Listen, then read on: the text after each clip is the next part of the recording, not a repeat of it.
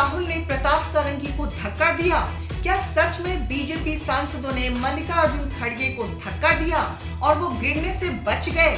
प्रियंका के दावों में कितना दम?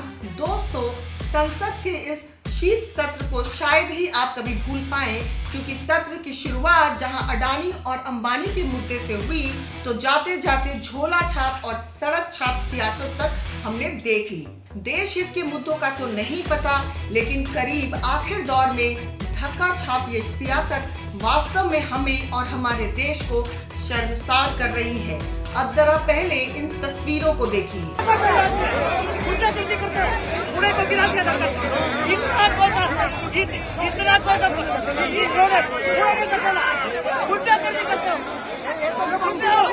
देखा आपने?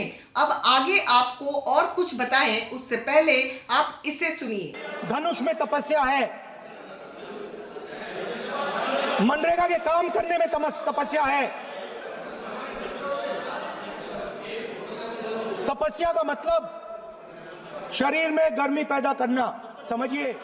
अब इसे महज संयोग कहें या फिर प्रयोग, राहुल के ये शब्द संविधान पर चर्चा के दौरान 5 दिन पहले के हैं, जब लोकसभा में नेता विपक्ष राहुल गांधी ने कहा था कि तपस्या से गर्मी पैदा होती है। और आज देख लीजिए, राहुल की गर्मी ने पूरे दिल्ली ठिठुरती सर्दी में ऐसी आग लगाई है कि सब देखते रह गए।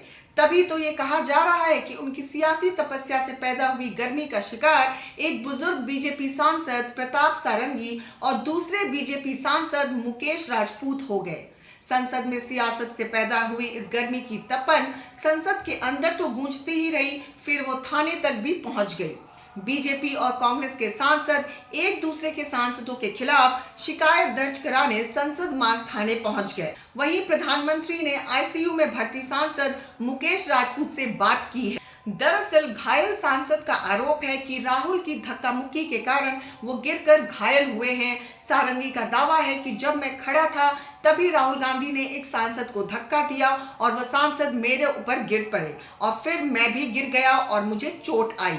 हालांकि राहुल गांधी ने इन आरोपों को सिरे से खारिज कर दिया और कह रहे हैं कि बीजेपी के सांसद उन्हें संसद में जाने से रोक रहे थे और तभी धक्का मुक्की हुई। लेकिन इस बीच एक वीडियो भी वायरल है जिसमें प्रताप सारंगी को सिर में चोट लगी है और उनके पास खड़े बीजेपी सांसद निशिकांत दुबे राहुल गांधी पर फायर हैं। तभी राहुल गांधी की वहां एंट्री होती है और वह गरमाए माहौल को भांपते हुए वहां से चुपचाप चले जाते हैं, जैसे उन्हें तपस्या से पैदा हुई गर्मी का एहसास हो गया है।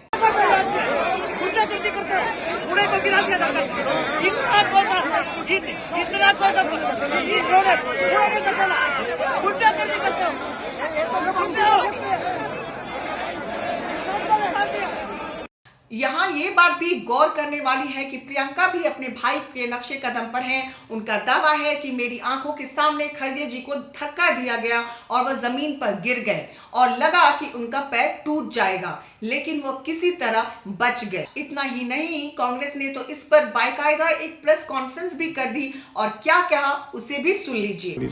पार्लियामेंट हाउस के सीढ़ियों पे बीजेपी के एमपी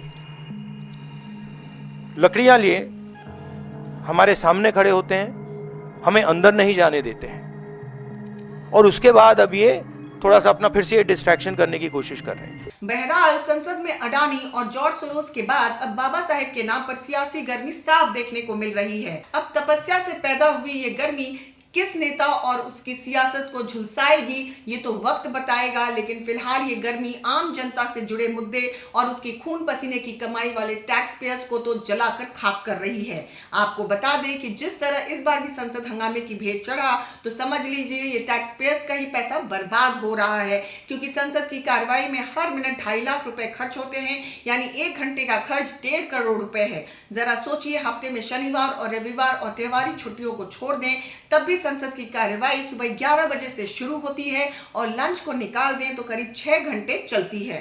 ऐसे में जनता का कितना करोड़ रुपया बर्बाद हो रहा है उसे जोड़ेंगे तो सिर पकड़ लेंगे। इसलिए एक ही सलाह है कि अपना मत डालते समय ये जरूर सोचिए कि आप किसको अपना प्रतिनिधि चुन रहे हैं, जो आपकी समस्या का समाधान करे या हर दिन बस हंगामा।